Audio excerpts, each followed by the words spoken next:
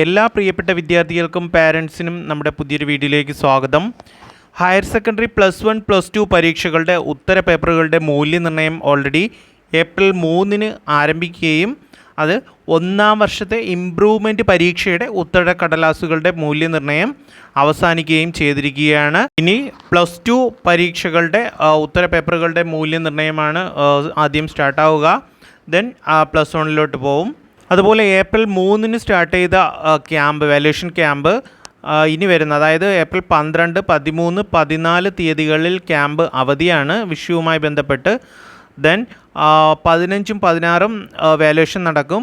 Then 17, 18, 19, 20 തീയതികളിൽ camp ഓഫാണ്.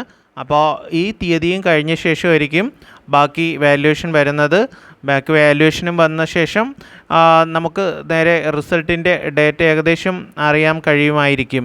ഇതുപോലെ റിസൾട്ടുമായി ബന്ധപ്പെട്ട് വരുന്ന ഓരോ അപ്ഡേറ്റ്സിനും നമ്മുടെ ചാനൽ സബ്സ്ക്രൈബ് ചെയ്യുക. നോട്ടിഫിക്കേഷൻ വരാൻ വേണ്ടിയിട്ട് ബെൽ ഐക്കൺ കൂടി അമർത്തുക. അപ്പോൾ പുതിയൊരു വീഡിയോയുമായി വീണ്ടും കാണാം.